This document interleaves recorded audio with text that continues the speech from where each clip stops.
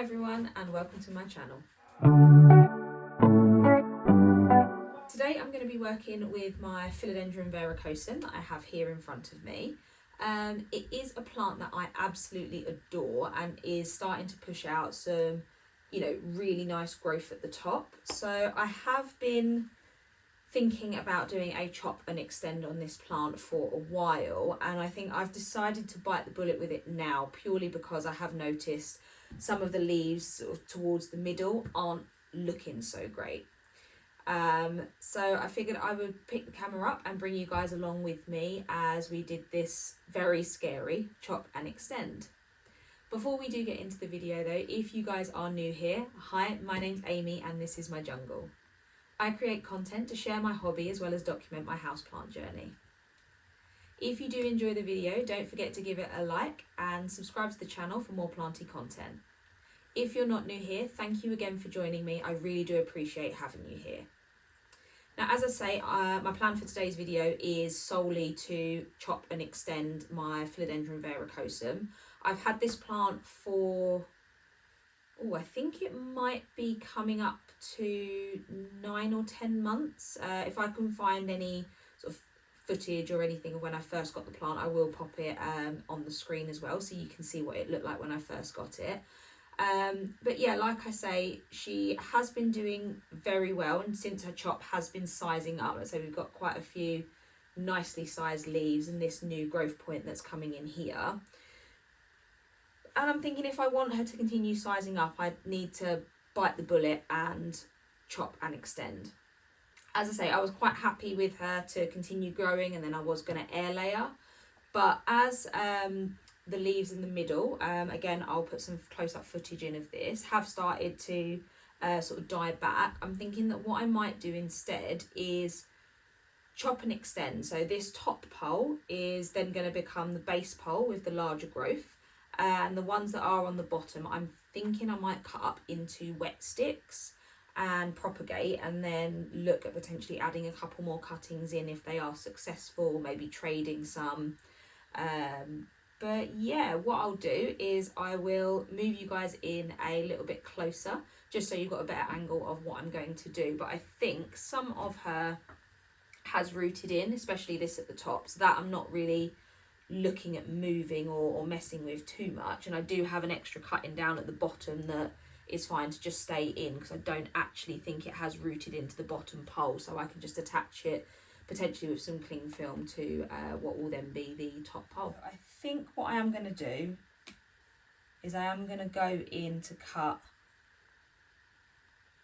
just below this node here, and it's scary, I don't want to do it.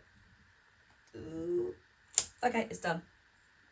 Right, so that has now been separated, so I'm just gonna work the moss poles apart.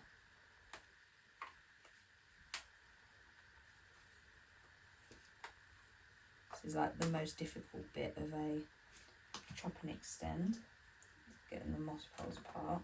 I'm saying that like I've done loads. This is my first chop and extend on any of my moss poles, and I have been so worried about doing it. And there we go. Okay, so there is the top part. So it has rooted into the pole. So I'm just going to pop this to one side for now, and then have a think about what I'm going to do with the bottom half. I am thinking I'm going to unpot the whole thing and just reuse this pot for the top part of the pole to go in. And then, like I say, most of the bottom is not attached to the pole whatsoever, so I can just chop it up into wet sticks and propagate it. I think the base bit I'll probably leave in to see what sprouts from the lower nodes once I have chopped it, and go from there.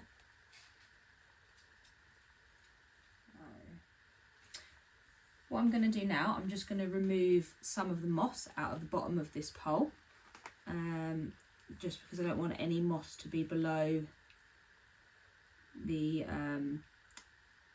where the substrate is going to sit. Obviously, if there is some attached to some of the roots, then that is absolutely fine.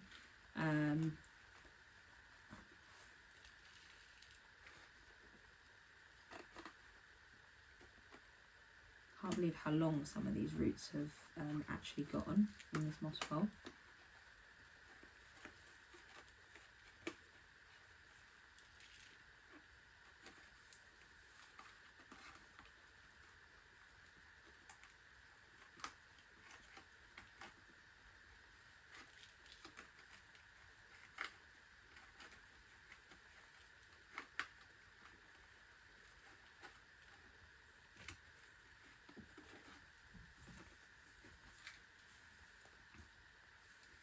Take out a tiny bit more.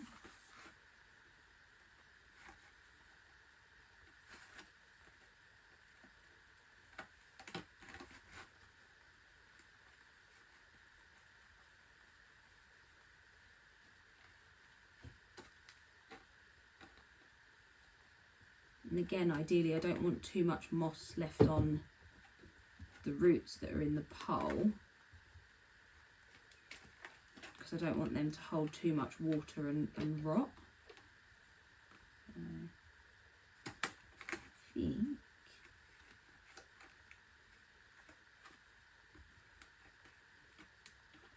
okay, so there is our top cut.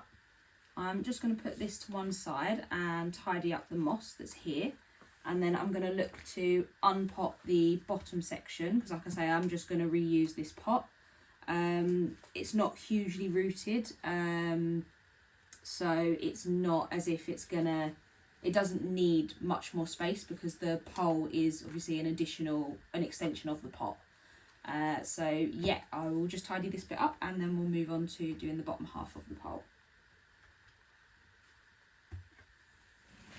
In hindsight, it would have made sense to just put this straight into this container, because this moss I'll reuse. Okay.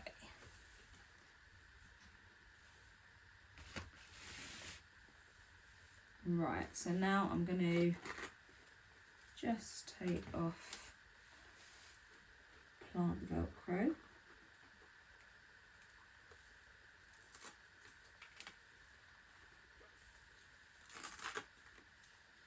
So as you can see, apart from this bit here, and even then it's not hugely rooted in, nothing else has attached itself to the pole. So that's why I'm thinking I might just do multiple cuts to see what we get out of the wet sticks. This cutting and this one I will just attach back onto the base of the new pole that's going to be going in, and we'll go from there.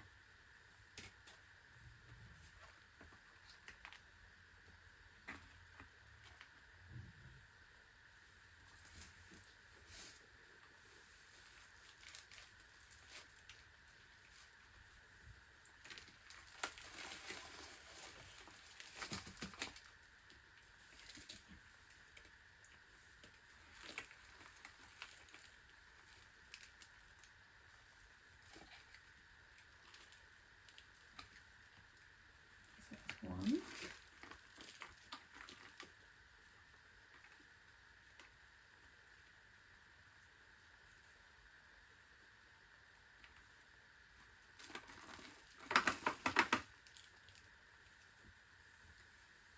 Right, where did I?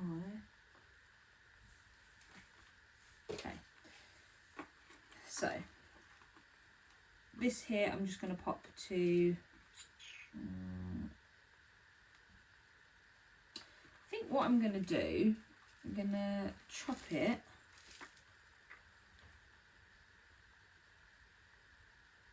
here, so that this bit can go back into the pot with the top cut, and then this bit I'm going to put to the side, and this will be what I chop up to go in a prop box. Okay, so just going to double check again that I have removed enough moss. Take out a touch more.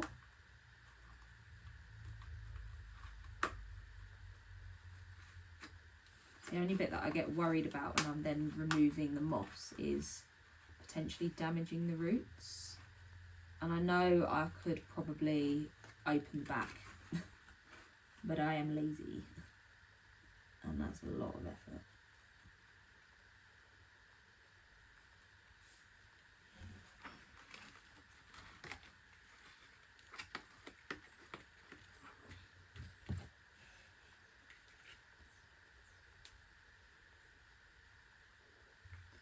Okay, I feel like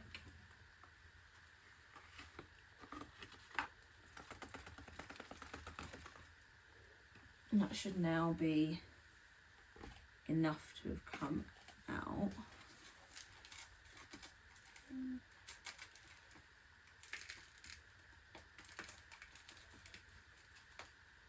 Yeah, okay. So I'm going to use some of the soil to go into the bottom of the hole.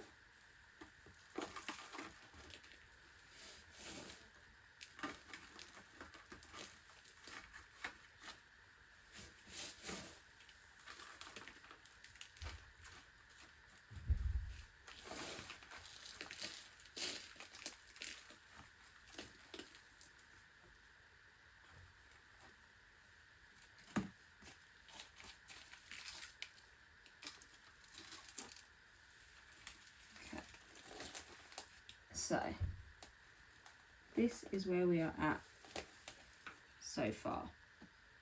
Like I say, I am going to add these cuttings back in, and then I'll probably look at using some cling film to help get those roots started in the pole, because I found that initially when I put this on a pole it did not want to root, so I think I'm going to do it from the get-go and hope that it's quite a quick process as it was last time. Okay, right, I'm to take this one.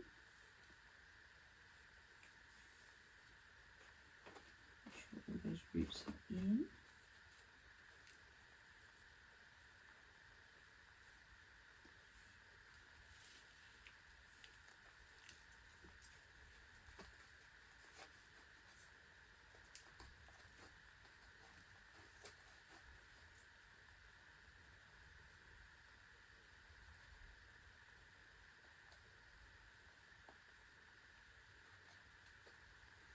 So what I'll probably do is use my butterfly clips to attach these on in the first instance, and then grab my cling film to add that on once we have backfilled.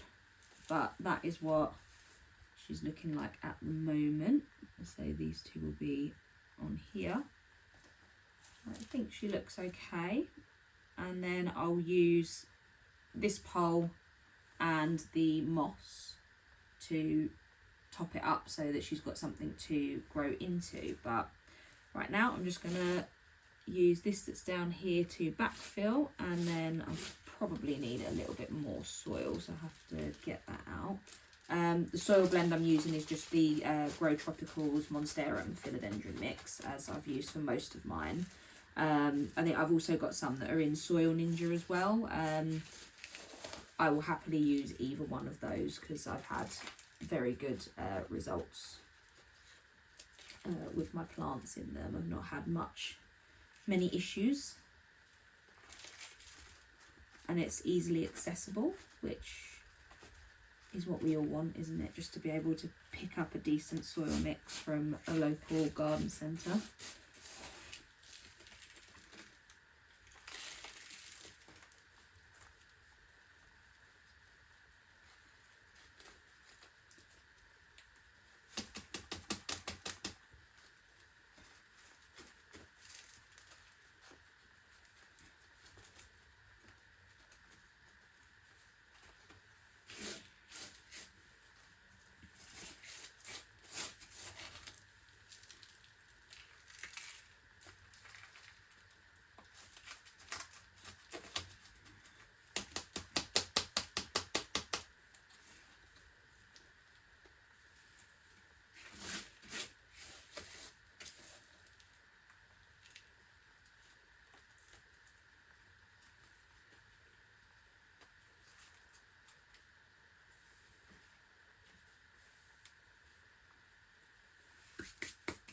So this is what she's looking like now. I have finished backfilling her off camera.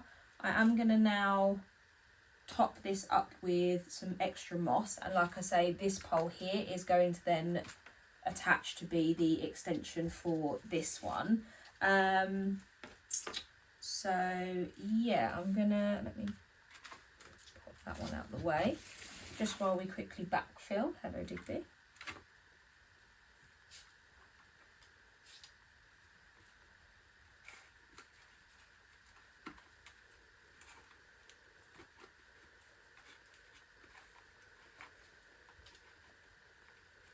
So this has gone quite well, better than I thought for my first chop and extend.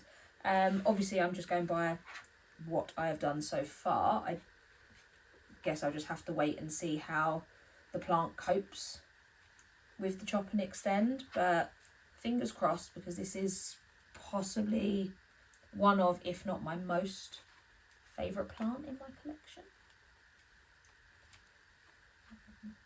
Okay, so that's now topped up to the point where I can add on another pole. With this one here, like I say, there is only one section that is very loosely rooted in. So I'm going to just see if I can, there we go. Let's say it wasn't hugely rooted into that pole anyway. I'm going to take the dry stuff out.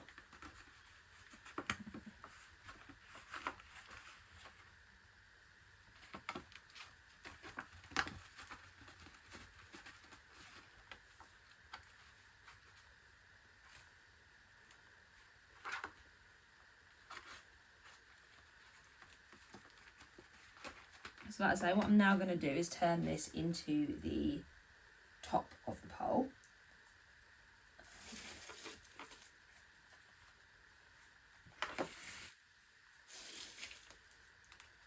Just going to look to slot this on the inside.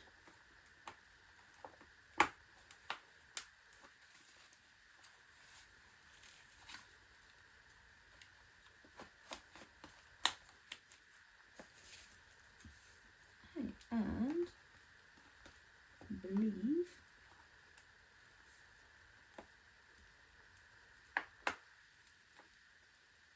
we are in. Okay, so that is her now. We'll have to find a watering globe, as obviously we don't have moss the whole way up, but I am also just going to make sure that the moss that's up here is pushed down enough inside.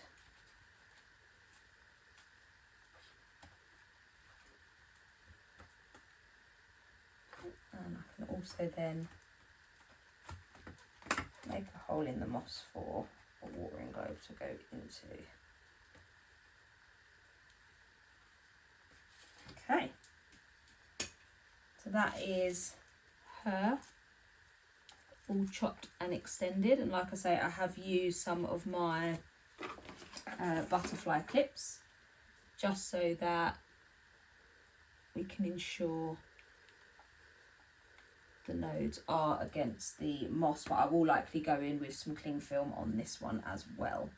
So yeah, I'm just going to pop this to the side now that we're done with that, and we will now go on to creating a prop box for the rest of the cuttings.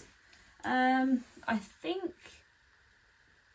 this top cut I might look at putting in a cup with some cling film over the top, which is how I propagated one of the sections that's in here at the moment, and the rest I think I am just going to cut up into wet sticks and add into a sealed prop box. So let's just get this sorted. So I always try to, as much as I can, reuse my moss. Actually, I'm just going to grab my watering can that's got some of my fertiliser in it. So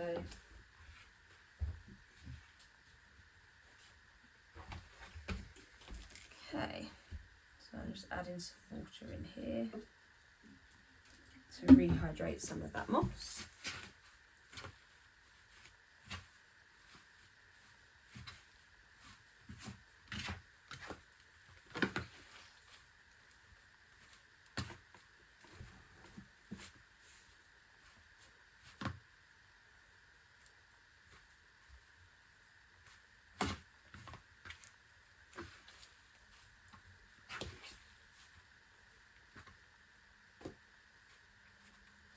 So now I'm just going to create a layer of moss just in here.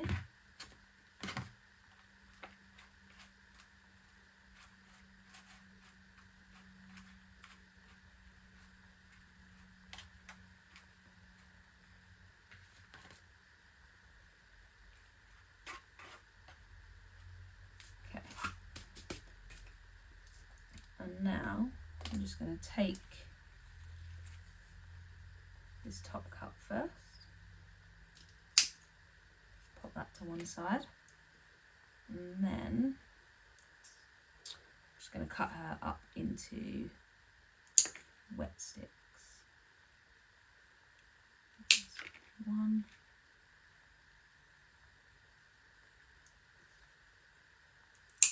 Two.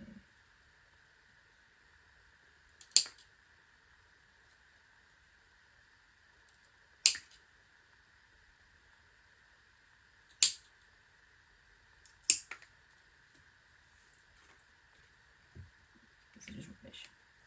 Okay, so this one I'm going to sit to one side because that one I want to propagate separately anyway. And with these ones, I am just going to remove the leaves that are on there because they're not going to fit in the vessel and I don't want them to rot. So I will use this for other propagations, but for now it is solely going to be the verrucosum. This one that's already...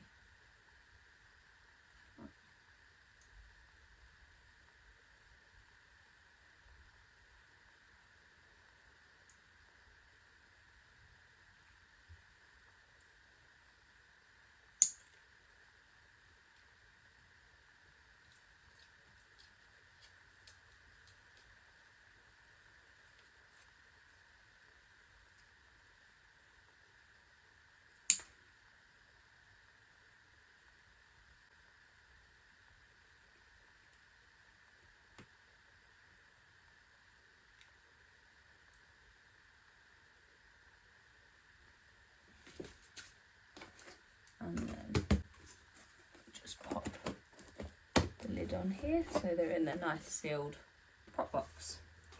I'm just going to clean up the mess that we've made and then I will sort out this cut in here with you before we close out the video. Okay, and for the last bit of the video we're just going to sort out the top cut of the verrucosum. So just taking this cup, it's got no drainage holes, and I'm going to pop some moss in there.